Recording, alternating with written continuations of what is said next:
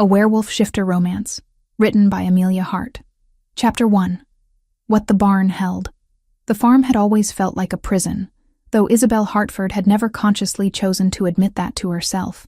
26 years of breathing the same humid Pennsylvania air, walking the same worn paths between house and field, watching the seasons shift from her perspective on the porch, while her father aged in a way that seemed both inevitable and unfair. Her mother's death had crystallized something in Thomas Hartford, a fear so profound it had calcified into control. He couldn't lose anyone else, so he held Isabel close, not through cruelty, but through a suffocating kind of care that made her feel simultaneously cherished and trapped. The evening air was thick with the approaching autumn as she made her way toward the massive red barn that anchored the eastern edge of their property. Her boots crunched against the gravel path, a sound so familiar it barely registered anymore. Nightly verification of the animals had become ritual, something to do when the house felt too small, when Thomas's quiet presence in the living room seemed to press against her chest like a hand holding her underwater. The barn doors creaked open. Inside, hay dust caught the last rays of sunlight filtering through the gaps in the wood, creating an almost cathedral-like atmosphere. She moved past the stalls where their horses stood drowsy and content, checking feed and water with the mechanical efficiency of someone whose hands knew the task by heart, while her mind wandered elsewhere. It was when she approached the back storage area that everything shifted. At first, she thought predator. The shape among the scattered hay was massive enough to register as threat before her conscious mind could process details. But as her eyes adjusted to the dimmer light, the form became clearer. A wolf. Impossibly large for any natural specimen, yet smaller than she might have expected if she'd ever truly considered the possibility of encountering one. The creature was dark-colored, nearly black, with matted fur and visible damage that spoke of violence and flight. Isabel's first instinct was panic. Her second was recognition that this animal was unconscious and posed no immediate threat in its current state. Her third was noticing the blood. So much blood soaking into the hay around the creature's left flank and shoulder, suggesting wounds that should have been fatal hours ago. For several seconds, she couldn't breathe properly. Her mind cycled through impossibilities. Escaped zoo animal? Exotic pet? But no exotic pet would have this particular quality. Something in the structure of the creature that seemed wrong in ways her rational mind couldn't articulate. The proportions were off. The musculature was too defined. The face, even in unconsciousness, held an intelligence that transcended simple animal awareness. She knelt beside the creature, her hands trembling slightly as she assessed without touching. The wounds were severe. Close-range bullet entry, torn muscle, fever-hot skin. Distinct and unmistakable, combined with claw marks that suggested combat with something other than human weaponry. The fur was matted with sweat and blood. The breathing was present but shallow, barely perceptible. There was no exit wound. Whatever slug had entered had not left. Isabel's breath snagged. Not here. Ryder would tell her later. Wrong light, wrong floor. He won't survive sloppy hands. Isabel made her decision without fully understanding why. She couldn't call authorities. No one would believe her. More significantly, this creature would be taken somewhere it didn't belong, to people who would hurt it. Some instinct older than reason urged her toward protection. She worked quickly, moving the wolf carefully using techniques she'd learned during her mother's final illness. The creature was heavy, surprisingly so for something that appeared relatively compact. She pulled blankets from a trunk, arranging them into a nest of softness and warmth. She positioned the wolf with care, trying to minimize additional trauma to the damaged shoulder and flank. Then she went to the house and returned with supplies. Water in a shallow bowl, antiseptic from the bathroom cabinet, clean bandages she'd been meaning to donate. She worked through the evening, moving between house and barn, fabricating stories for her father about animal health issues and fence repairs if he happened to inquire. Thomas didn't ask much. He was accustomed to Isabel's dedication to their property's animals. He didn't press when she explained she'd be doing late inspections. His acceptance felt like permission. The wolf's wounds were infected around the edges, angry and swollen despite the time that had passed since injury. She cleaned as gently as she could manage, her jaw clenched against the guilt of causing additional distress. The creature's body jerked once, a reflexive spasm, but remained mostly unconscious. That was mercy, she supposed. "You're safe now," she whispered to the wolf, though she wasn't entirely certain that was true.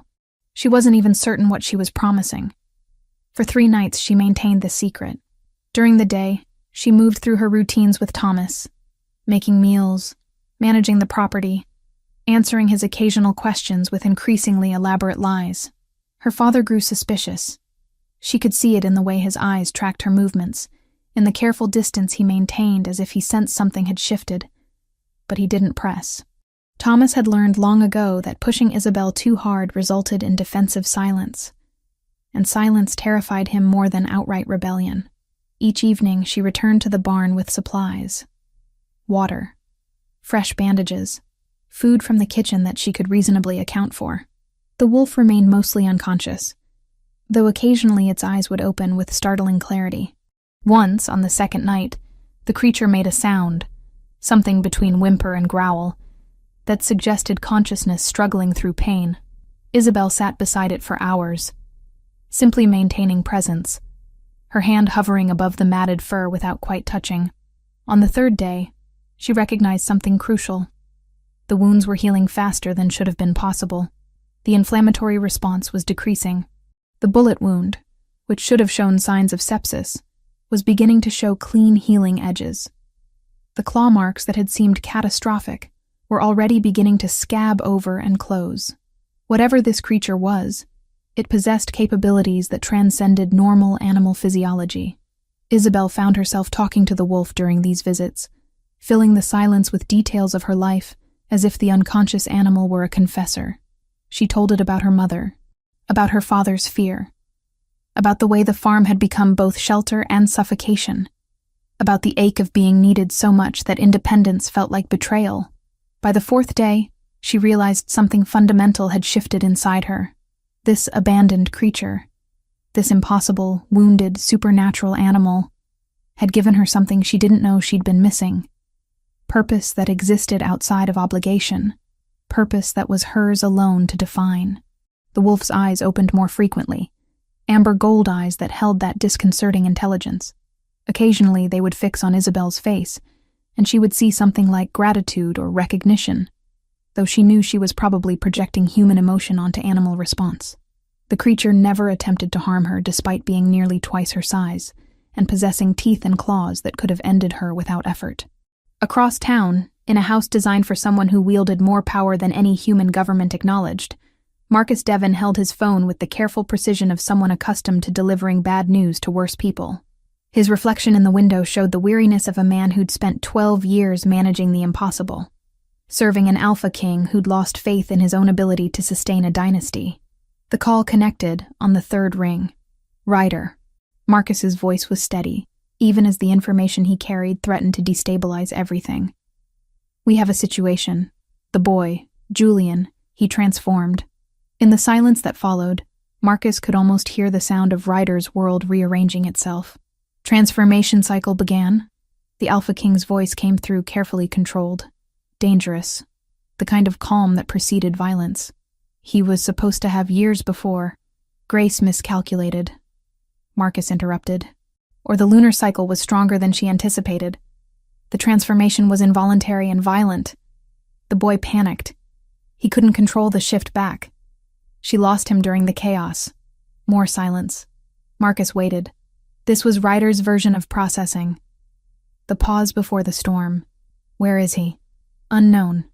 During the transformation, he was spotted by a human with a gear. Grant Henderson. The man fired. The boy was struck and fled in wolf form. Grace has been unable to locate him. She reached out through underground channels looking for assistance. "So my son," Ryder said with precision that suggested each word was being carved from something harder than language, "who I didn't know existed until this moment, has been shot, traumatized by transformation, and is now missing in wolf form somewhere in Pennsylvania. That is the situation," Marcus confirmed. "I'm mobilizing resources to locate him. Shifter tracking can find him within hours. The problem is that Corvus likely knows by now," Ryder finished. That any movement we make broadcasts his location to rivals who'd use him against me. Find him, Marcus. Immediately. I want coordinates within the hour. The line went dead.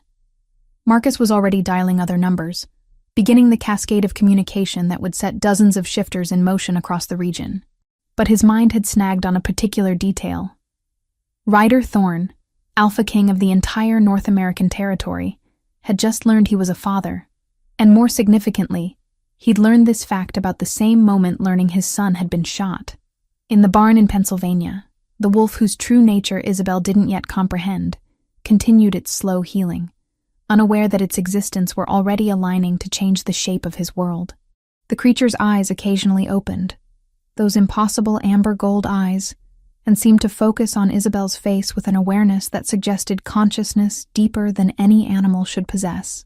Isabel sat beside the wounded wolf through the night, her hand finally allowing itself to rest on the warm fur, and recognized that the isolation of her father's farm had prepared her for exactly this impossibility. She was no longer alone, and that changed everything. Chapter 2. When the king arrived. The night air had turned sharp by the time Ryder Thorne descended from his vehicle, the expensive leather of his shoes crunching against the gravel approach to the Hartford property. He moved with the deliberate precision of someone accustomed to commanding space through presence alone, not hurried gestures or unnecessary movement. Behind him, Marcus remained positioned a quarter-mile back, communication maintained through the silent language of Alpha and Beta, a form of mental connection that predated human speech and superseded it in every meaningful way. Ryder had spent the drive from the city in a state of controlled fury. 12 years. 12 years of not knowing, of continuing to build an empire while a child bearing his blood had been living a human life in complete ignorance of what he was. The thought sat in his chest like something toxic, something that needed to be expelled through action or violence or both. And now, just when he'd begun to accept that loss, the universe had delivered his son directly into danger. The barn was larger than he'd expected from Marcus's description. Red wood faded by decades of weather, structure still sound but carrying the weight of age. He could sense his son's presence from 50 yards away, that distinctive hum of shifter energy that Marcus had locked onto, a frequency that would be invisible to human perception, but screamed to someone of Ryder's status. The boy was alive. Wounded, but alive. He moved through the barn doors without announcing himself, letting his eyes adjust to the interior dimness. The animals registered his presence first, horses shifting in their stalls with an unease that spoke to the predatory nature radiating from him. But he paid them no attention. His focus narrowed to a single point, the figure of a woman kneeling in the shadows near the storage area, positioned protectively in front of a dark form. What Ryder saw made his breath stop. The creature before him was a wolf, not full-sized, but substantial, its dark coat matted with sweat and blood. The animal lay among scattered hay, still unconscious, its flank rising and falling with labored breaths. But more significantly, Ryder recognized the energy signature radiating from the creature's form. It was unmistakably his own bloodline. His son, existing in predator form, wounded and being tended by a human woman who had no possible comprehension of what she was protecting. "Step away from him," Ryder commanded, his voice carrying the weight of authority that came from being recognized, on some primal level, as apex predator. Slowly, Isabel's head snapped up.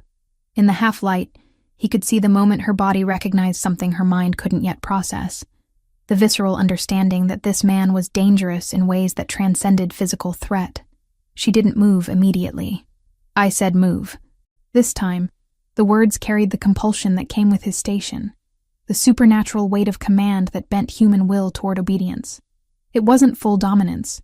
He could have crushed her will entirely if he chose. But it was enough. Isabel shifted backward, her body responding to forces she didn't understand. The wolf, his son, remained unconscious, unaware that his father had arrived. Ryder knelt, and in that moment, everything in him crystallized into focus. The creature's facial structure carried his features rendered in predator form, softened by youth, but still unmistakably bearing his bloodline. The dark coloring, the bone structure beneath the fur, even the way the young wolf held itself, despite obvious pain and trauma. carried an echo of the bearing Ryder recognized in his own reflection. "How long has he been here?" Ryder asked without looking at the woman. Isabel's voice emerged small and confused. 4 nights. "I found him. Found it. In here. I didn't know what else to do." "You found this creature," Ryder continued, his hands moving with careful intention, examining the wounds without touching the wolf directly, "and decided to care for it rather than call authorities." "He was hurt," Isabel said, and there was something in her voice, some stubborn core that had kept her functioning on a farm that had slowly been suffocating her, that refused to diminish under his scrutiny. "And calling authorities seemed like a good way to get him killed. Whatever he is." Ryder rose to his full height, and even from her position on the floor, Isabel could sense the absolute authority that seemed to emanate from his very being. His pale eyes scanned her with the methodical precision of someone conducting an assessment at levels that had nothing to do with human logic. Finally, he nodded. "What is your name?" "Isabel Hartford. This is my family's property." "Isabel," he repeated, "I'm going to tell you something that you will keep to yourself, because the alternative to your silence is considerably more painful than you're prepared to experience. What you see before you isn't a normal animal. It is something else entirely. It is what I am. What he is." Isabel's mind rejected the information, even as her body seemed to already believe it. But before she could formulate a response, Ryder demonstrated. His transformation was partial, a controlled shifting that brought his hand forward as it began to change, fingers elongating into something inhuman, nails becoming talons, skin taking on a texture that seemed to exist between human and animal. The change lasted only seconds before he reversed it, his hand returning to its human form. The room seemed to contract around Isabel's inability to breathe properly. "We are shifters," Ryder continued, his tone suggesting he was explaining something as simple as weather patterns. "What you see before you isn't human. The child is under my protection. I didn't know he existed until today. His mother kept his existence secret for 12 years. That secrecy was protection against a world you don't understand, and don't need to understand. What you do need to understand is that there are people looking for him. People who would use him as leverage against me. People who would not hesitate to eliminate anyone who interferes with their plans." The wolf on the ground stirred slightly, consciousness beginning to surface through the layers of trauma and exhaustion. Its amber gold eyes flickered open, confused and disoriented. When they found Ryder's face, something shifted, recognition at a level that transcended conscious understanding. "His name is Julian," Ryder said, lowering himself to the ground beside his son. His hand, now fully human, rested gently on the dark fur. "And he's been shot because he transformed for the first time, without training or preparation. Everything that's happened to him in the past 4 days represents a catastrophe of circumstance that no child should endure." Isabel watched as the Alpha King, because she now understood, with absolute certainty, that was what he was, touched his son with tenderness that seemed impossible given his predatory bearing. The wolf's eyes closed again, and she realized the animal had recognized its father through some sense she didn't possess and couldn't begin to comprehend. "I need you to keep him here," Ryder said, "for 5, perhaps 6 more days. I'll return each night with medications that his human doctors could never provide. During the day, you maintain your normal routines. You tell no one. You give no indication that anything has changed. Can you do that?" Isabel's silence was her answer. Ryder leaned in, voice pitched for her alone. "Privately, he is my son. I learned it today. Keep that between us until he's strong enough to hear it. Your compliance is not optional," Ryder continued. "But there was no cruelty in it, merely the statement of fact. But you should know that your family will be protected.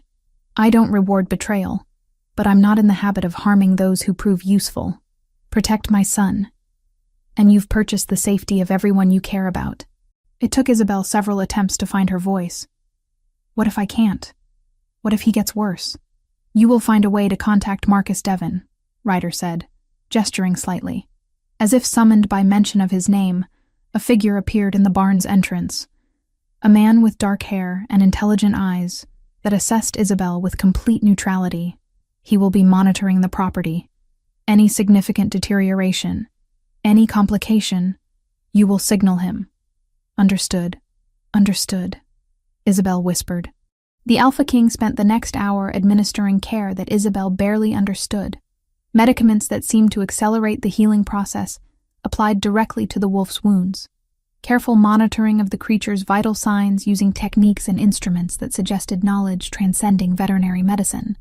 Throughout it all, Ryder's movements were efficient, but not cold. There was something almost tender in the way he touched his son's head, in the careful attention he paid to Julian's comfort. When it was complete, Ryder looked at Isabel. "I'll return tomorrow night. Same time. If anything changes, if he becomes unable to wake, if fever returns with intensity, if there's any deterioration, Marcus will be watching." And then he was gone, moving back through the barn with the same fluid grace he'd arrived with, disappearing into the darkness outside. Isabel sat beside the wolf, who had finally surrendered to exhausted sleep, her mind struggling to process that the world had abruptly become a place where werewolves were real, and she'd somehow become guardian to a supernatural child whose father was apparently something far more dangerous than any human threat could be. Outside, Ryder moved through the night toward Marcus, his hands gripping into fists with enough force to leave marks. In 12 years of believing his son dead, he'd constructed a kind of emotional armor. In 2 hours, a wounded animal and a protective human woman had breached it completely, leaving him vulnerable to possibilities he'd learned not to entertain. By morning, preparations would be underway. By nightfall, he would return to that barn and begin the impossible task of teaching a traumatized young shifter about the violent, beautiful, devastating nature of what he'd been born to become, while also managing the political complications that his son's existence represented to every rival alpha who'd ever questioned his fitness to rule. The wounded wolf slept on in the barn, unaware that its presence were already aligning to change the shape of his world. Chapter 3. The Breaking Point. The 7 days that followed transformed the barn into something between sanctuary and interrogation chamber of identity. Ryder arrived each evening as the sun descended below the tree line, moving through the property with the ease of someone accustomed to operating outside conventional boundaries. He brought things Isabel couldn't comprehend. Small vials containing luminescent substances, powders that smelled of earth and minerals, and knowledge that seemed to exist in a language beyond human understanding. Julian's recovery was extraordinary in ways that transcended physical healing. The wolf remained largely unconscious through the first days, but gradually the amber gold eyes began opening with increasing frequency and clarity. Those amber gold eyes held something distinctly non-animal when they focused. A consciousness that suggested the child trapped inside predator form was slowly returning to awareness. Isabel found herself speaking to the creature, narrating her movements, offering comfort to something that shouldn't have needed comfort in the way humans understood it. Ryder's approach to his son was different when they were alone. Isabel would observe from careful distances as the Alpha King placed his hand on the dark fur, and something would pass between them, a communication that transcended species and language. She realized that shifters possessed some form of telepathic connection, a way of speaking that required no words. Once, she caught fragments. Ryder's mental voice carrying patience mixed with frustration, Julian's responses radiating confusion and fear, a father attempting to compress years of cultural education into days of recovery. By day 5, Julian could stand. The wolf's movements were tentative, favoring the shoulder where the bullet had struck, but functional. Isabel watched as the creature began moving through the barn spaces, relearning how to navigate the world. The horse in the adjacent stall expressed no fear. Animals recognized something about Julian that transcended threat. There was an otherness to him that communicated itself without language. Ryder began more direct instruction as the week progressed. The Alpha King would spend hours in the barn with his son, and through careful observation and occasionally overheard fragments of that telepathic communication, Isabel pieced together what was happening. Ryder was teaching Julian about shifter society through mental connection, the hierarchy, the importance of control, the devastating consequences of uncontrolled transformation. He was attempting to prepare a child who'd been raised human for a reality that existed in dimensions that human upbringing could never accommodate. The hierarchy exists for reason, Ryder explained to Isabel during one of his nighttime arrivals, speaking aloud perhaps for her benefit, or perhaps because the weight of what he needed to communicate demanded human language. Shifters without control are danger to themselves and their communities. Julian's transformation was catastrophic because he had no framework for what was happening. The pain, the disorientation, the involuntary shift in consciousness, all of it overwhelmed him. "Can he control it now?" Isabel asked. "No," Ryder answered simply. "But he will learn." By day 11, as the barn was settling into deepening autumn and Thomas was expressing increasing suspicion about Isabel's nocturnal habits, Ryder made an announcement that vibrated through the space between them. "Tomorrow night, he transforms," Ryder told the wolf, his words carrying authority and something deeper. "Deliberately, with training, not the way it happened before. This time you'll have control. This time you'll have understanding. This time you'll have me." Isabel heard the promise in those words. Not just of safety, but of presence. Of not being alone in the transformation that had previously been catastrophic violation. The transformation training happened on the evening of day 12. Ryder arrived earlier than usual, as the light was still holding in shades of orange and gold.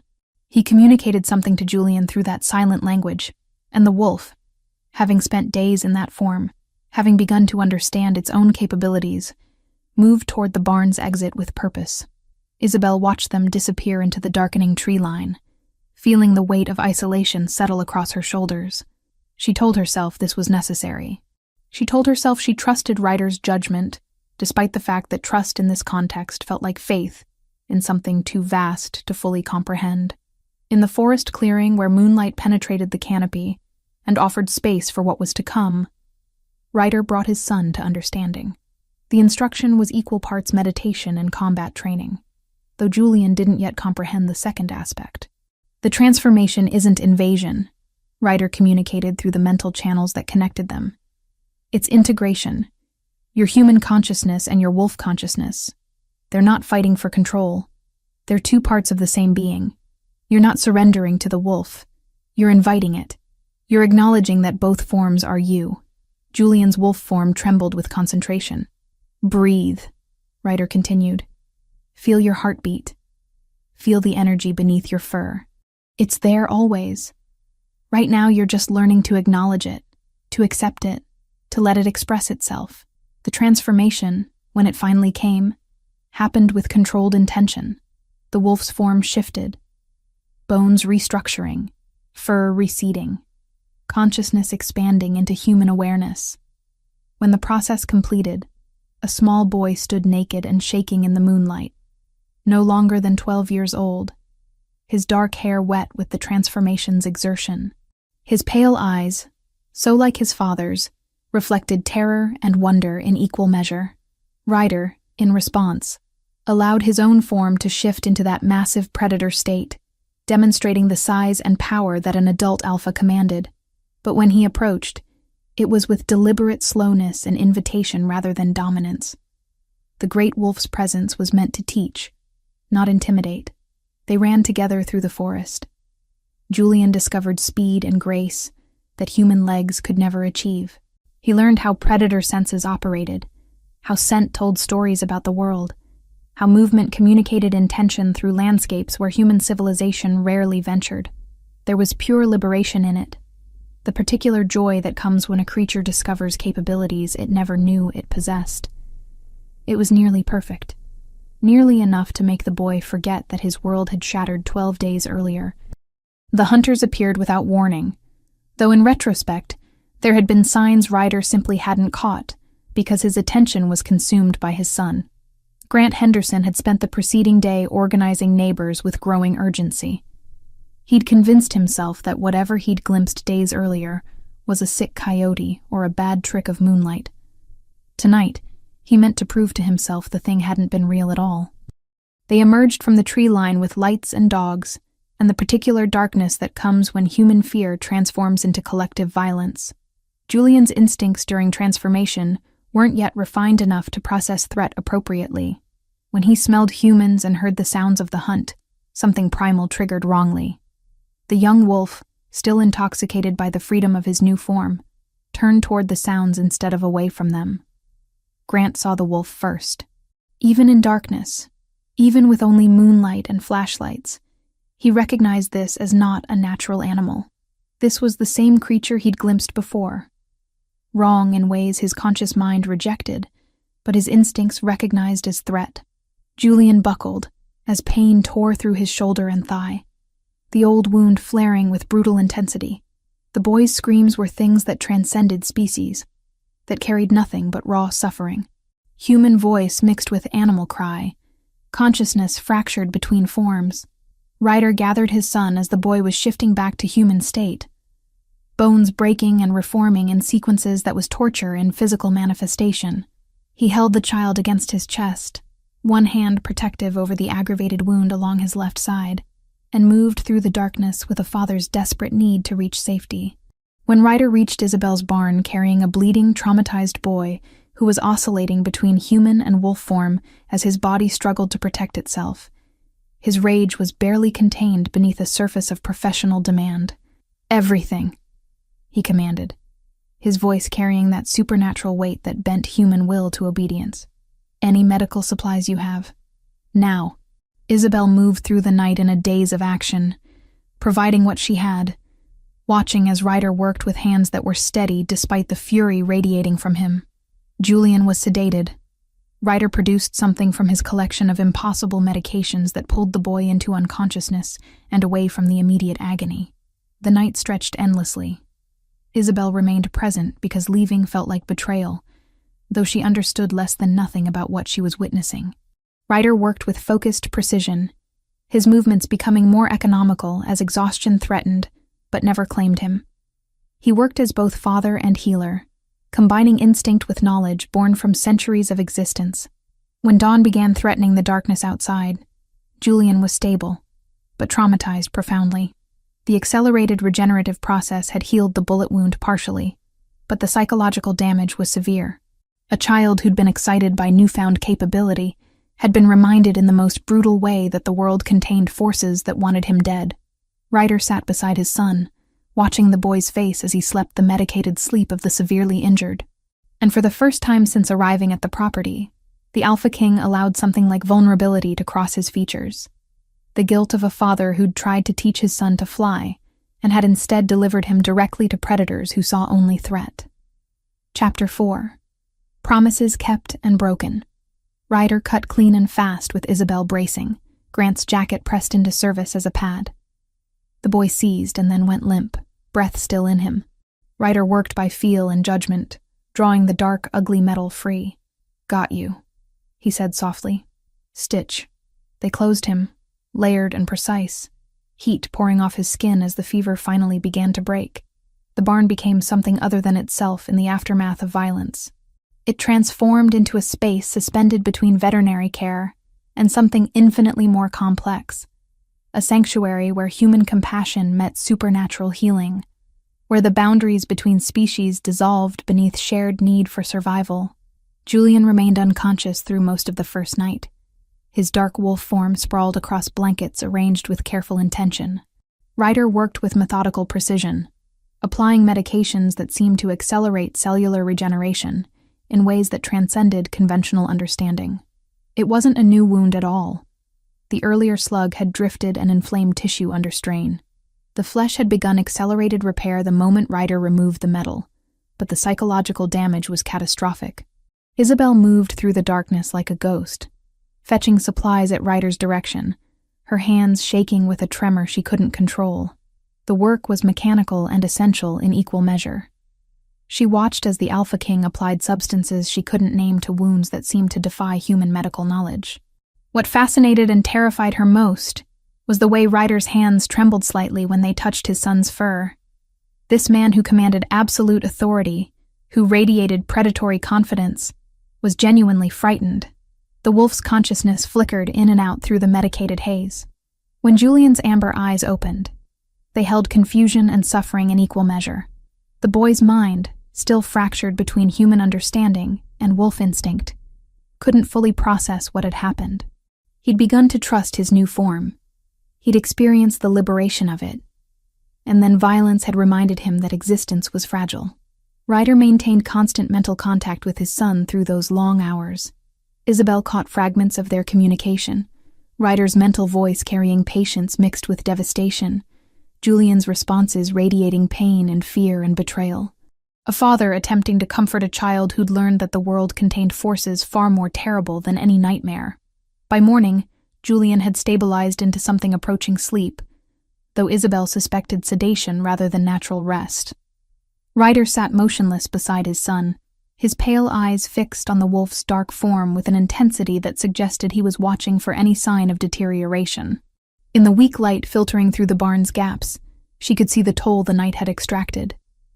The way Ryder's shoulders seemed to carry additional weight, the tight line of his jaw, the barely contained fury radiating from him like heat from a forge. When Thomas appeared in the barn doorway carrying coffee in a thermos, a gesture born from decades of farm routine that recognized no exceptions, even when the world had fundamentally shifted, the moment crystallized into terrible clarity. He saw his daughter, exhausted, stained with blood that wasn't hers, kneeling beside a wounded wolf and an impossible man. He saw the evidence of a secret that had metastasized into something beyond simple concealment. "There was an accident," Isabel said, her voice steady through sheer force of will. "My friend found an injured animal and brought it here. We're helping it recover before releasing it back into—" "I'm not stupid," Thomas interrupted, his voice carrying a weight of exhaustion that suggested he'd aged a decade in the past 12 days. "I'm not going to pretend I believe that story. But I also understand that asking questions will only complicate situations that are already beyond my comprehension." He set the thermos on a hay bale and turned to leave, but Ryder's voice stopped him, not commanding, but carrying that particular quality that demanded attention regardless. "Your daughter has protected my son when no one else could," Ryder said. The wolf beside him stirred slightly at the sound of Ryder's voice, and though the creature remained unconscious, something in its posture shifted toward comfort. That protection has come at cost to her reputation, her safety, her relationship with you. That debt will not be forgotten.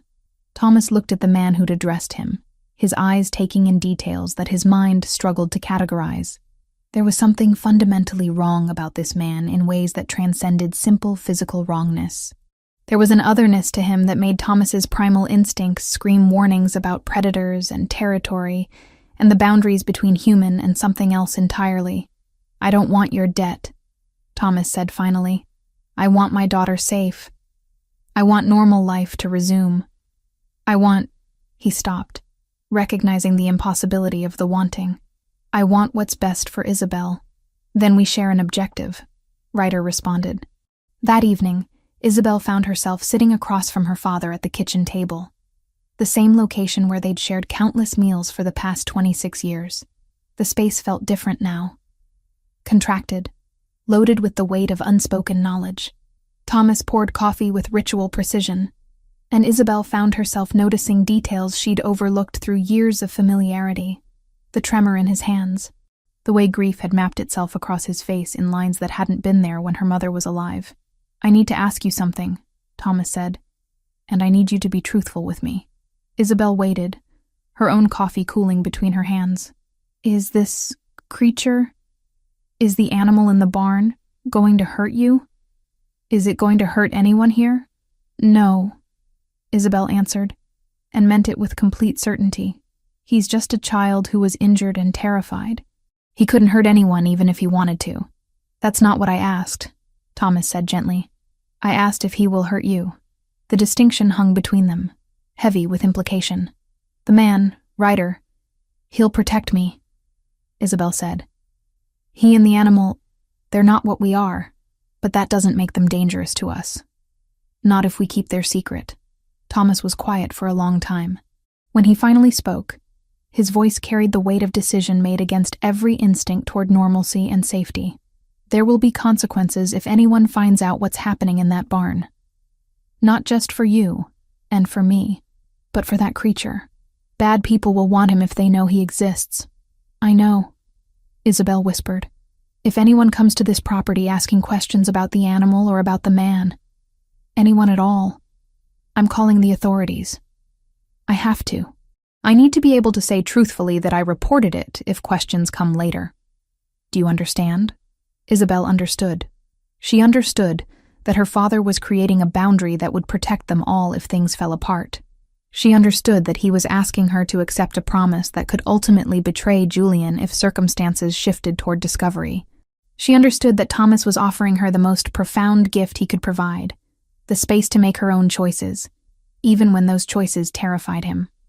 "I understand," she said. That night, after Thomas had retreated to his room, Isabel found herself sitting alone in the barn, with only the animals for company. Ryder had returned to wherever Alpha Kings retreated when their immediate crises passed. The wolf lay sleeping, sedated, his breathing steady and deep. The barn was warm, filled with the smell of hay and the distant sounds of animals settling into sleep.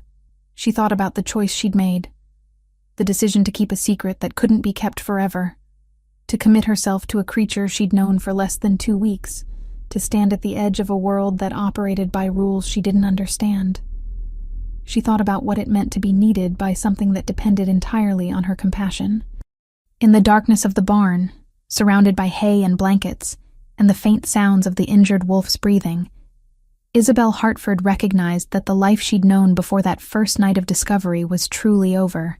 She'd crossed some invisible threshold where return had become impossible, where she'd committed herself to protecting something that the ordinary world could never acknowledge. She didn't know yet that this decision would eventually cost her everything she'd ever known. She didn't know that it would also give her something she'd been searching for without recognizing the absence.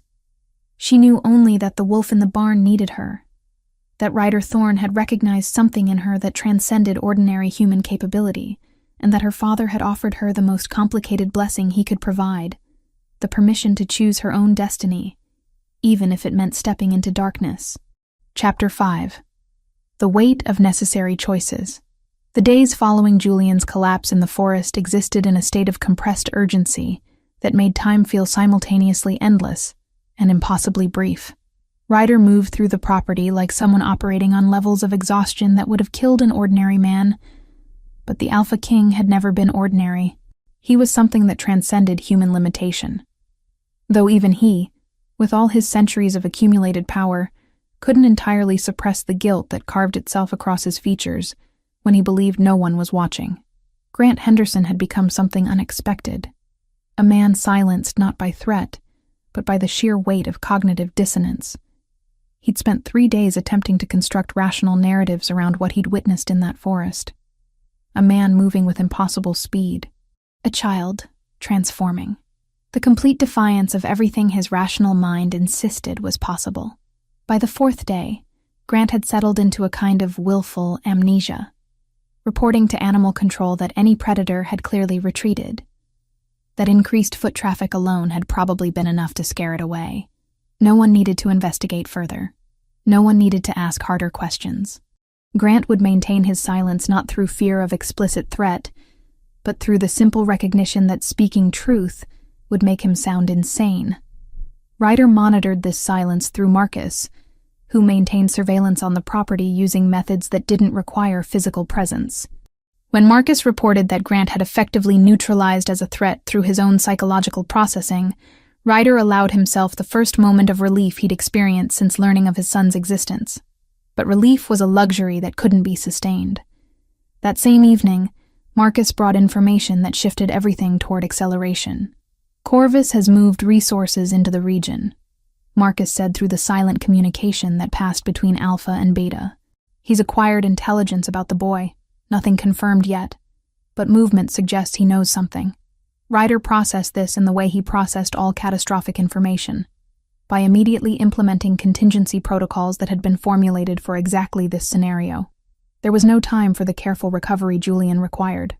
There was no luxury of gradual healing and gentle integration into understanding his own nature. Everything had to compress into a fraction of the timeline originally planned. That night, Ryder spoke to Isabel, while Julian slept the medicated sleep that kept the worst of the pain at bay. They stood in the shadows of the barn, the weight of decision hanging between them like something physical. "We're leaving," Ryder said simply. "Tomorrow night. I need you to gather what you can carry without arousing suspicion." Isabel's first instinct was protest. The second was recognition of necessity. "How long until we return?" "I don't know," Ryder answered, with the brutal honesty that she'd come to expect from him. "Julian needs protection that I can't provide here. There are those in my world who would use him against me. They're beginning to understand he exists." She understood, though the understanding carried weight that threatened to crush her.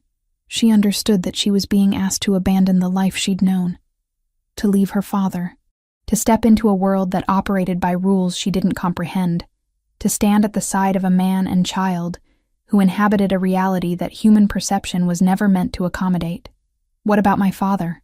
The question emerged smaller than she'd intended. "Tell him the truth," Ryder said, "as much truth as he can bear. Give him the ability to say, if questioned later, that you left for personal reasons. Give him the safety of plausible deniability." That conversation happened the following evening, after Ryder had left to coordinate logistics with Marcus and the network of shifters who served as resources for the Alpha King.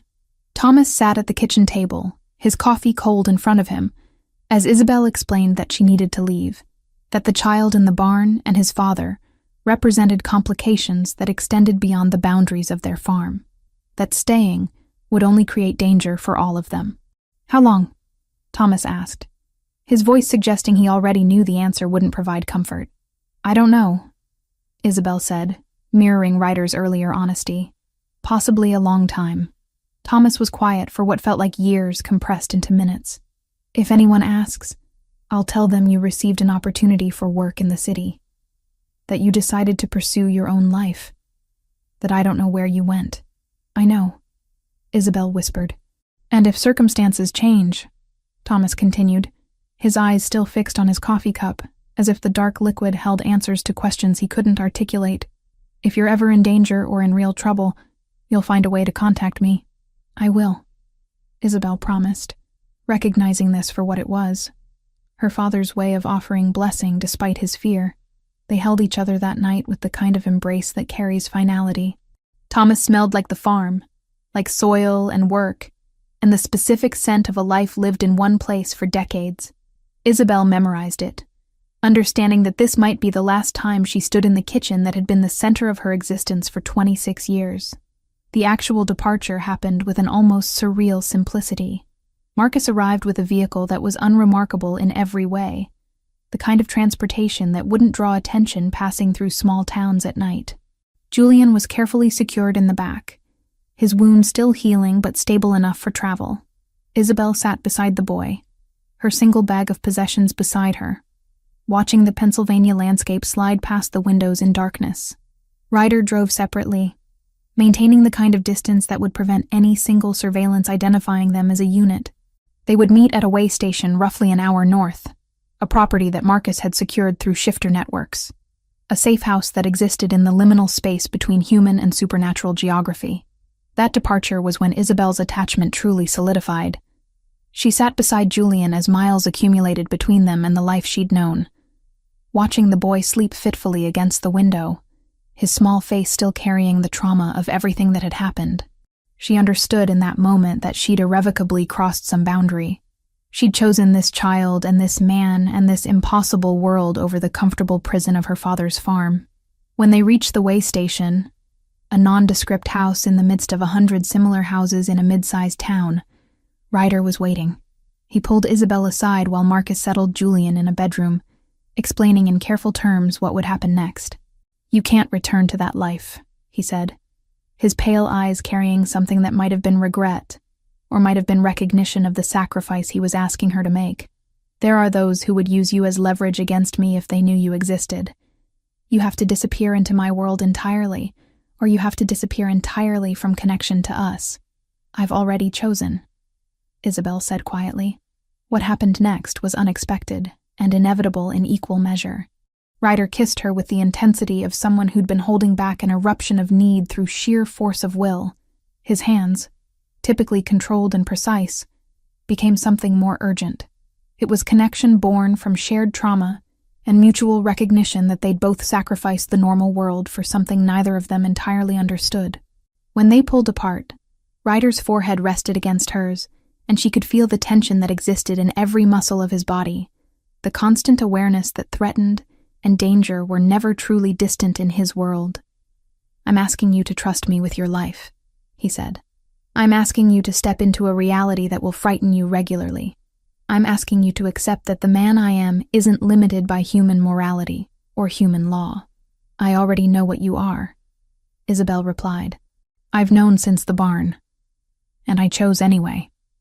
Outside, the night settled over their small sanctuary, and somewhere in the back of the house, Julian slept the sleep of the traumatized, his young mind slowly beginning to process the magnitude of the changes that had irrevocably reshaped his existence. Behind them, in a farmhouse in Pennsylvania, Thomas Hartford sat in his kitchen drinking cold coffee and accepting that his daughter had walked into a world he could never follow. The old life was gone. Whatever came next would exist in territories that human understanding was never meant to navigate. But in that liminal space, with Ryder's hand holding hers and Julian sleeping in safety nearby, Isabel Hartford recognized that she'd finally found something that the isolation of her father's farm had never provided. Purpose that was entirely her own, chosen with full knowledge of its cost. Chapter 6. When Kings Face Judgment. The city swallowed them into its vastness with the kind of indifference that urban centers reserved for those attempting to disappear within them. Ryder maintained 3 separate residences across the metropolitan landscape, sanctuaries that existed in the liminal space between human and shifter geography, spaces designed with the specific intention of concealing those who needed to remain invisible to the ordinary world. The one he chose for their arrival was located in the upper reaches of a high-rise building that occupied an entire city block, protected by security systems that blended human technology with safeguards that no conventional algorithm could decode.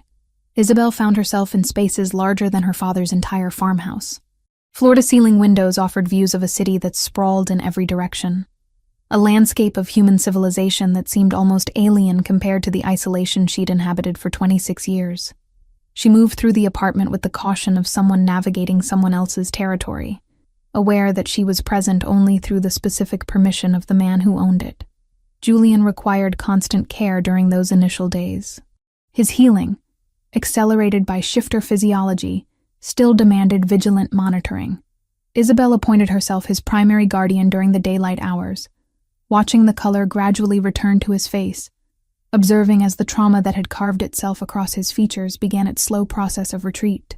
The boy remained withdrawn, processing not just physical injury, but the catastrophic reorientation of his understanding regarding what he was and what the world actually contained. Ryder was absent with increasing frequency as the first week progressed. He would depart in the evenings and return in the deep darkness of early morning, carrying the weight of conversations that Isabel could only partially comprehend. Through fragmented explanations, she learned that he was managing political complications that extended far beyond the immediate crisis of his son's existence. The world beneath the human world, the shifter society that operated according to laws and hierarchies that predated human government by millennia, was stirring with recognition of Julian's existence. On day 23, Marcus arrived with information that shifted the tempo of everything toward acceleration.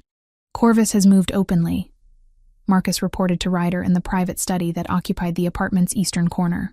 Isabel observed from the adjacent space, pretending indifference while absorbing every detail she could interpret. He's distributed knowledge of the boy to his faction. Conservative alphas are expressing concern about the legitimacy of an heir raised outside shifter culture. The narrative he's constructing is that Julian is contaminated by human upbringing. Ryder's response was controlled fury maintained beneath a surface of absolute precision. Then we move to confrontation. Assemble the council. I'm bringing evidence of Julian's legitimacy before the entire authority structure. That's unprecedented, Marcus said carefully. Bringing a human woman and an untrained adolescent shifter into the council chambers? It's necessary, Ryder interrupted. They want to question my fitness as Alpha King. They want to suggest my son is unsuitable as heir. They'll see exactly who my son is, and they'll understand that the woman standing beside him has sacrificed more for his survival than any of them would recognize. The announcement that Isabel was expected to appear before the Council of Alphas arrived with all the diplomatic grace of an avalanche. Ryder explained it to her in terms designed to be clear, but offered minimal comfort. They're going to challenge your presence, he told her, his pale eyes carrying that particular intensity that made her spine straighten involuntarily. They're going to suggest you represent weakness or risk. You're going to stand there and demonstrate that human understanding transcends their expectations. You're going to be the evidence that my decision to trust you was sound. What if I'm not? Isabel asked. The question emerged smaller than she'd intended. Then we'll manage the consequences, Ryder said simply. But you will be, because you've already proven yourself beyond the limitations of their comprehension. The council chambers existed in a building that occupied neutral territory, a structure maintained by shifter governance and protected by laws that human authorities would never recognize. Isabel dressed in clothing Ryder selected for her, dark colors that projected both sophistication and refusal to perform femininity as weapon. She followed him into spaces where the air itself seemed to carry weight, where the presence of beings who could shift between human and predator created a pressure that transcended conventional sensory experience. The council consisted of 15 alphas, each representing territories that stretched across the North American continent. Ryder held the central position, Alpha King, supreme authority, but his position was not beyond question. That was what Corvus understood. That was what he was manipulating. Corvus himself was present, his physical form radiating the kind of muscular confidence that came from leading a successful pack. His eyes carried the particular cruelty of someone who recognized vulnerability and devoted himself to exploiting it. When Ryder brought Isabel forward, Corvus smiled with the satisfaction of a predator recognizing wounded prey. "The Alpha King arrives with his human," Corvus announced, his voice carrying that particular quality designed to make the observation sound degrading. "Is this where our supreme leader now draws counsel? From those beneath our nature?" Ryder's response was delivered with the calm precision of someone unconcerned by provocation. "This is Isabel Hartford. She protected my son when no member of our world would. She sustained his life when conventional shifter care could not reach him. She abandoned her entire existence to ensure his survival. She stands before you as evidence of character that transcends species. An older alpha, one with gray threading through his hair and eyes that suggested decades of accumulated wisdom, leaned forward. The boy. "You claim he is your biological heir?" "He is," Ryder confirmed. "Fathered 12 years ago with a human woman. Raised human until his transformation cycle began. Now under my protection and guidance." The chamber erupted into discussion that carried overlapping voices and political undercurrents that Isabel could only partially interpret. But the central conflict emerged clearly enough. Some of the alphas recognized Ryder's genetic claim to produce an heir. Others, aligned with Corvus through various political entanglements, questioned whether a child raised outside shifter culture could possibly understand the responsibility of potential leadership. Corvus made his move with the precision of a predator executing a calculated strike. "I propose a test," he announced, his voice cutting through the competing conversations. "Let the boy participate in a challenge. If he survives, his legitimacy is proven. If he fails, he demonstrates he is unsuitable for any position of significance in our world." Ryder's response was absolute refusal, delivered with a rage so controlled it seemed almost gentle. "The boy was injured 3 weeks ago. He's 12 years old. He's still processing the basic mechanics of transformation. You're proposing a test that would guarantee his failure and probably his death." "If he is truly your son," Corvus countered, "surely his shifter nature would protect him from consequences that would injure a lesser creature." "The test is rejected," Ryder said, his voice carrying weight that seemed to vibrate through the chamber's physical structure. "I will not risk my son to satisfy your political ambitions." "Then you acknowledge he is unsuitable," Corvus pressed. "You acknowledge that the heir of the Alpha King is compromised by human weakness." Isabel found herself moving forward, her movement prompted by something that transcended conscious decision. The chamber's attention pivoted toward her, and she felt the weight of supernatural scrutiny being applied to her physical form. "He's a child," she said, her voice steady through sheer force of will. "A child who was abandoned by your entire world until his father found him. A child who's been traumatized by violence and confusion. If your test is whether a traumatized 12-year-old can survive immediate challenges, then your test is designed to fail. That's not legitimacy measurement. That's cruelty disguised as governance. Silence," complete, absolute silence that seemed to compress the air around her. An alpha woman, one with dark eyes and posture that suggested dangerous competence, began to laugh. The Alpha King's human speaks with more sense than most of our council possesses. I propose an alternative, Ryder announced, and Isabel recognized this for what it was, the move he'd been planning since learning of Corvus's challenge. Let Julian participate in a true test of leadership. He will be placed in a community that requires unified healing. He will have 90 days to demonstrate the qualities required of a potential heir, not destruction or immediate violence. Actual leadership, community restoration, character. The debate that followed extended for hours. Isabel stood beside Ryder throughout, feeling the scrutiny of beings who existed in dimensions of power she didn't fully comprehend. But gradually, the council consensus shifted. Even Corvus's faction couldn't effectively argue against a test that would be conducted outside their direct influence. By the time Ryder and Isabel left the council chambers, the basic parameters had been established. Julian would be removed from Sanctuary. He would be placed in a fractured shifter community with specific objectives. He would be given 90 days to prove that an heir raised partially in human context could still embody the qualities necessary for leadership. In the vehicle returning to the apartment, Ryder reached for Isabel's hand, his grip carrying gratitude and something deeper that neither of them had fully articulated. "You understood what I needed in there," he said quietly. "You offered exactly the perspective that shifted their calculation." "I understood that a child shouldn't be sacrificed to adult politics," Isabel replied. But as they drove through the city's darkness, she recognized that something fundamental had shifted in how the council perceived her. She was no longer simply the human woman who'd found an injured shifter child. She was someone with clarity they recognized and respected. She was becoming something neither fully human nor shifter, but existing in the space between, essential in ways she was only beginning to comprehend. Chapter 7. 90 Days of Becoming. The community that Marcus delivered Julian to existed on the periphery of shifter civilization, a township nestled in the mountains where the primary conflict wasn't with external threats, but with the internal fractures that came when power consolidated without consideration for those it governed. The population numbered roughly 60 shifters, all capable of transformation, all bound together by proximity and mutual recognition of shared shifter nature.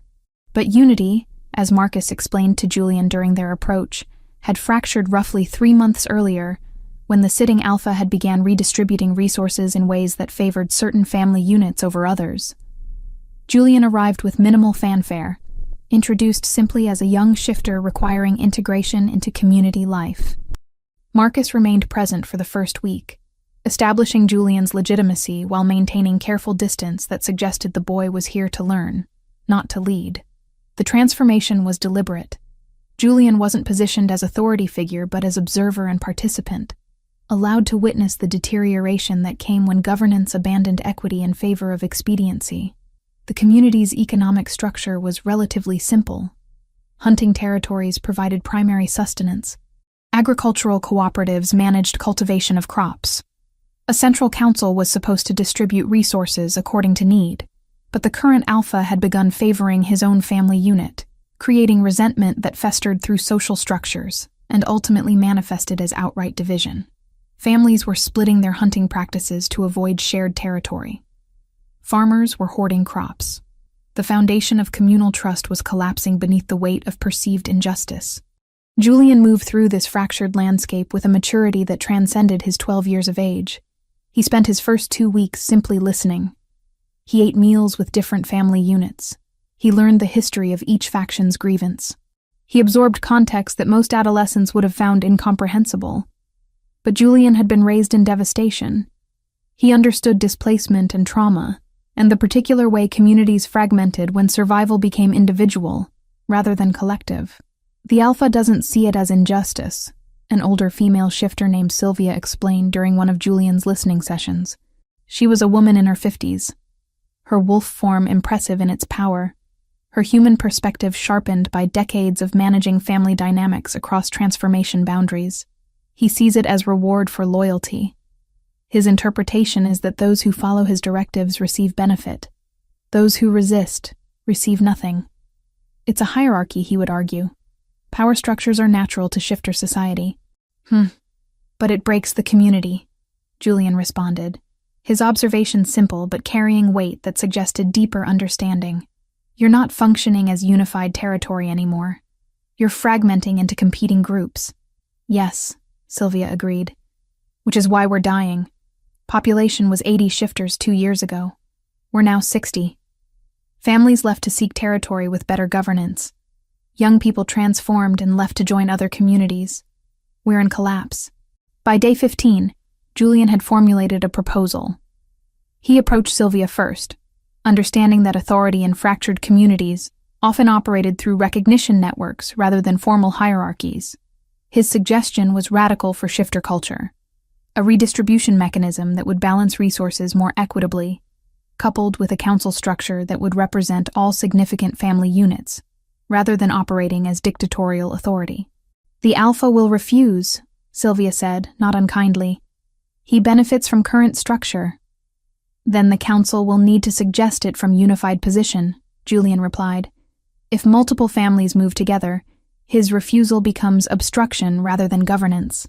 What followed across the next 3 weeks was something between education and subtle revolution. Julian moved through the community with careful intention, proposing his vision not as demand, but as collaborative possibility. He positioned himself as translator between factions, someone who understood both the alpha's perspective and the concerns of families experiencing resource scarcity. He offered to facilitate conversations that had become impossible through other channels. Then, on day 40, everything shifted toward confrontation. The first phase of Corvus's sabotage arrived with precision that suggested careful coordination. Funds designated for community infrastructure, a grain storage facility that was desperately needed for winter preparation, disappeared during transfer. The theft amounted to roughly 30% of the community's available resources, a loss that would create genuine suffering during the harsh months approaching. Julian's response was immediate and calculated. Instead of attempting to hide the theft or minimize its impact, he convened the entire community and presented detailed accounting of what had been stolen and by whom. The revelation served multiple purposes simultaneously. It demonstrated that theft had occurred through external actors, not through internal malfeasance. It united the community against a common threat, rather than dividing them through mutual suspicion. And it created opportunity for Julian to propose immediate collective response. Families contributing personal resources to compensate for the stolen funds, creating shared investment in recovery. We can choose to let this fracture us further, Julian explained to the assembled community, his young voice carrying conviction that seemed impossible for a 12-year-old. Or we can recognize that external forces are trying to destabilize us precisely because we're beginning to unite. The theft isn't about acquiring resources. It's about preventing us from rebuilding collective strength. The community's response was remarkable. Instead of descending into blame, families began volunteering their own surplus for communal storage.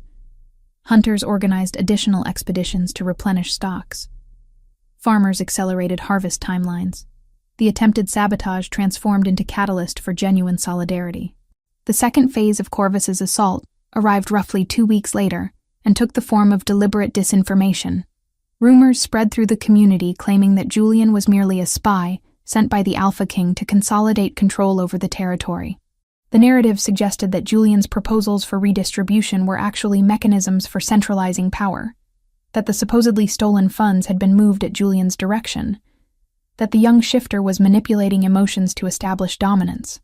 This attack was more subtle and therefore more dangerous. Unlike physical theft, rumors operated through social fabric and created psychological erosion that could undermine trust in ways that resources couldn't repair. Some families began questioning Julian's motives. The unity that had briefly emerged through collective response to theft started fragmenting again. Julian's response came not through words, but through action. He began spending extended time with families experiencing resource scarcity. He participated in hunts, demonstrating genuine commitment to community survival rather than personal advancement. He worked on the grain storage facility reconstruction, laboring alongside those who'd been most skeptical of his presence. He made decisions in each interaction that consistently prioritized community welfare over personal benefit. By day 70, the rumors had become untenable. The community recognized through observable behavior that Julian's commitment was genuine. His actions contradicted the narrative of self-interested manipulation. Trust slowly began rebuilding. But Corvus had escalated to his final gambit. The third phase arrived with direct intimidation. Agents arrived in the community claiming authority to investigate potential fraud. They threatened families that had been most enthusiastically supporting Julian's proposals with investigation and possible exile if they continued resisting proper hierarchical authority. The intimidation was designed to create fear sufficiently profound to override the tentative unity that had been carefully constructed across the previous weeks. Julian faced a moment that would determine the trajectory of everything that followed. He could retreat from visibility, protecting himself while allowing the community to fracture under pressure, or he could risk himself in defense of people who'd granted him trust, despite lacking biological connection. He chose confrontation. When the intimidation agents attempted to isolate several key community members, Julian positioned himself between the agents and those families. His young form transformed into wolf state, his body placing physical blockade between threat and those seeking protection. But more significantly, the community transformed alongside him. Shifters who'd learned vulnerability alongside Julian during the previous weeks stepped forward in coordinated defense, their wolves creating barrier that no external force could breach without explicit acceptance of conflict. The intimidation agents retreated. But before departing, they transmitted information to whatever authority had sent them. The community couldn't be fractured through external pressure because its foundation had transformed into something resistant to division. Over the remaining days of the 90-day period, the community underwent genuine restructuring. A council was established representing all significant family units. A redistribution mechanism was implemented that balanced resources according to need, while still rewarding effort and contribution. Young people who'd planned departure began reconsidering, recognizing that the community was becoming something worth remaining within. The population that had declined to 60 was beginning incremental growth as scattered families heard rumors of transformed governance and chose to return.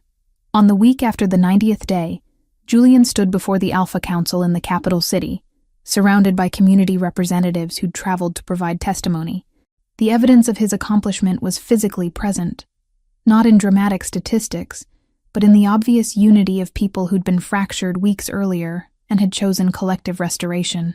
Ryder watched his son from the council chamber's peripheral position, and something fundamental shifted in how the Alpha King regarded the young shifter who bore his blood.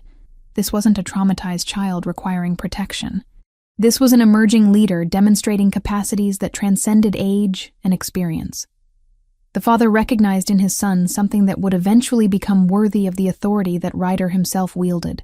But more importantly, during those 90 days of separation, something had healed between them through mental channels that only shifters could access.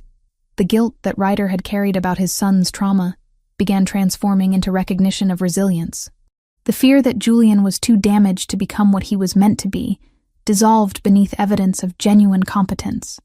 Julian returned from his trial transformed in ways that transcended mere survival.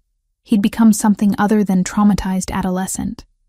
He'd become heir in substance as well as genetics, proven capable of leadership that emerged from compassion rather than dominance, from understanding rather than force.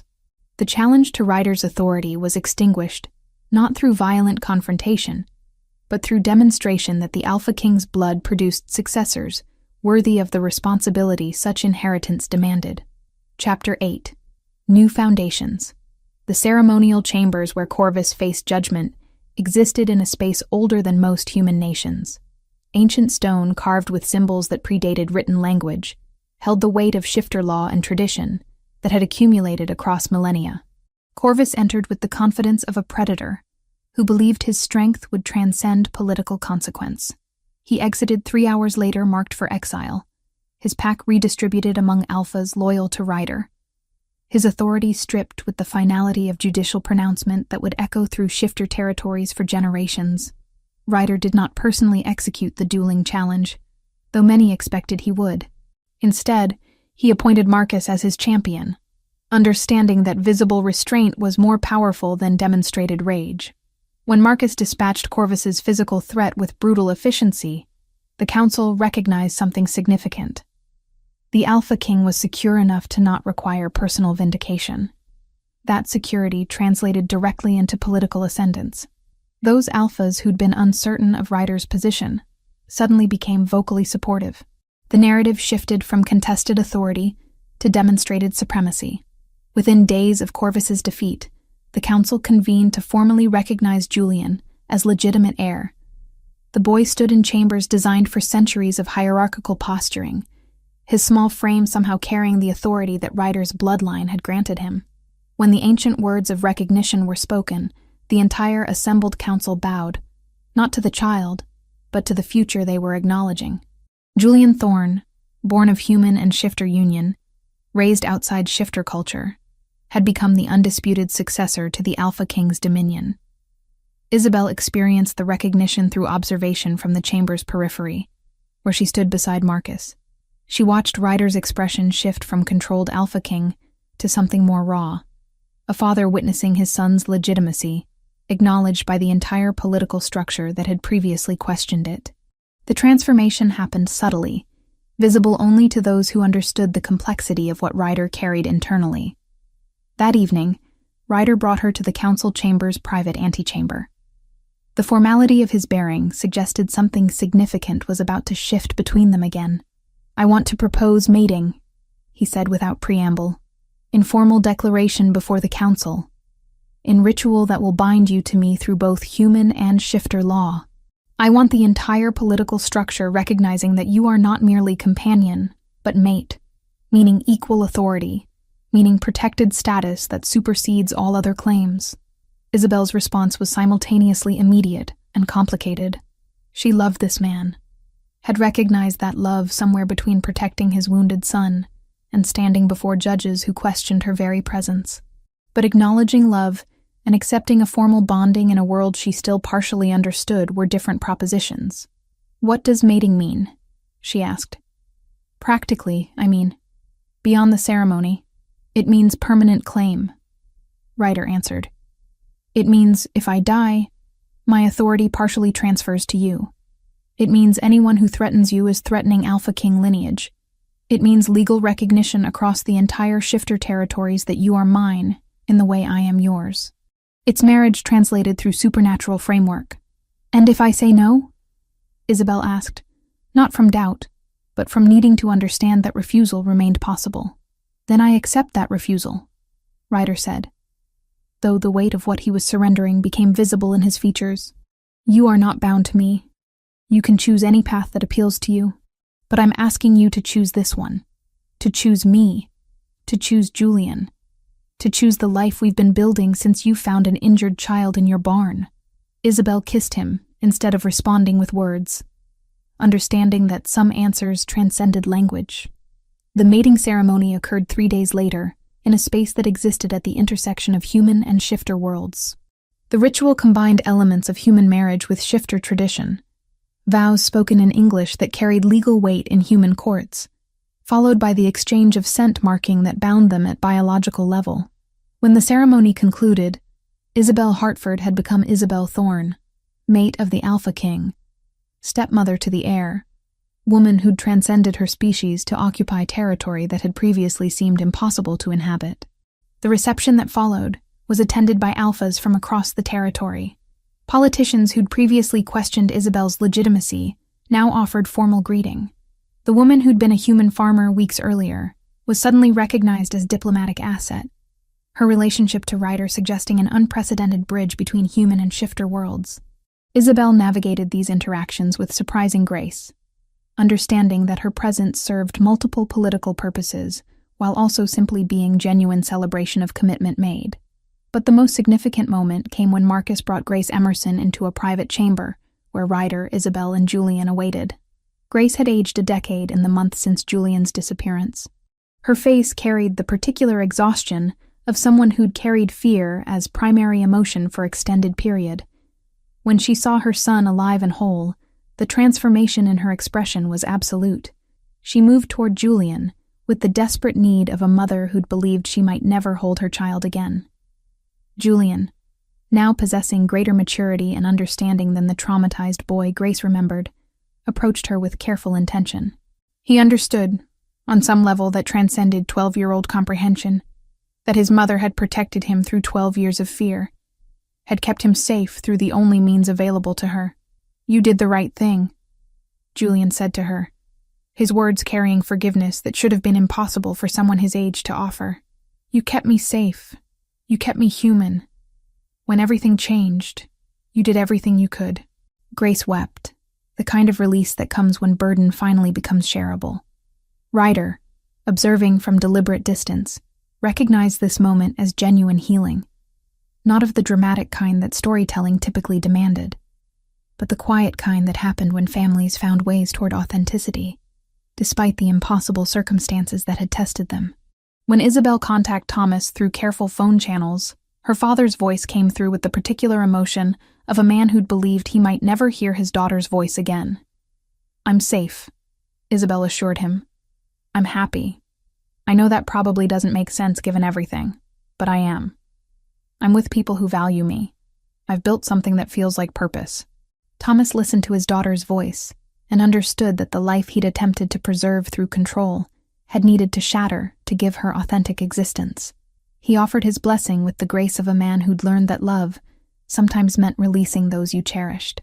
"If you ever need anything," Thomas said, "if circumstances ever make it possible, you can return. This is still your home." "I know," Isabel replied. "That's what makes everything else possible." The days accumulated into weeks, weeks into months. 180 days following Julian's official recognition, the household that had formed existed in quiet sanctuary. Julian moved through shifter-specific education under Ryder's guidance while simultaneously integrating into human cultural studies that Isabel provided. Grace, finally freed from the burden of isolation and fear, began exploring the shifter world she'd always understood intellectually, but never experienced directly. She moved into the apartment alongside them, becoming not replacement for Isabel, but supplement to the family that was genuinely forming. One evening, as autumn was transitioning toward winter, the four of them occupied the living space they'd collectively claimed. Julian studied historical texts of shifter civilization, his young face concentrated with effort. Isabel prepared a meal that bridged human and shifter culinary traditions, something she'd begun creating to honor the merged existence they inhabited. Ryder worked on documentation related to his position as Alpha King, the administrative reality of governing territories that transcended conventional geography. Grace sat by the window with a book on shifter history, finally allowing herself the luxury of learning about the world she'd always partially inhabited. It was ordinary. It was domestic. It was everything that none of them had believed possible months earlier. Isabel looked around this space, at the man she'd chosen to bind herself to permanently, at the child she'd protected through his transformation, at the woman who'd sacrificed her entire life for her son's safety, and recognized that the isolation of her father's farm had been necessary only to prepare her for this possibility. She'd needed to understand loneliness to recognize connection when it appeared. She'd needed to experience suffocation to appreciate freedom when it arrived. The future stretched before them with uncertainty, but that uncertainty no longer carried terror. It carried potential. Corvus's faction would eventually reorganize. New challenges would emerge. But the foundation they'd constructed together, built on sacrifice and honesty, and the willingness to transcend species boundaries, was solid enough to withstand whatever complications awaited them. Julian looked up from his text and made eye contact with Ryder across the space between them. The communication that passed was the wordless dialogue of shifters, the mental acknowledgement that moved beyond human language. Father recognized son's transformation, not from trauma into survivor, but from victim into heir, capable of leadership, born from genuine compassion. Isabel squeezed Ryder's hand as she moved past him toward the dining area, where she was arranging prepared food. He pulled her close, marking her neck with the scent gland gesture that affirmed their bonding in the way shifter tradition required. The action was both intimate and public, a statement that in this moment, before this family unit, the Alpha King was simply a man committed to the woman who'd transformed his world. Grace watched them with eyes that had finally learned to recognize love as possibility rather than threat. The evening settled around them, holding this moment in temporal suspension, the space between surviving and thriving, between isolation and belonging, between the person each of them had been, and the possibility of who they might yet become. Outside, the city moved forward with its ordinary human concerns. Inside, a family that shouldn't have existed by any conventional measure had found ways toward authentic connection. The supernatural world that had initially seemed threatening to Isabel was now simply the landscape of her daily existence. The human world that Ryder had long transcended had been reintroduced through Isabel's persistent humanity. In this space, they were finally home.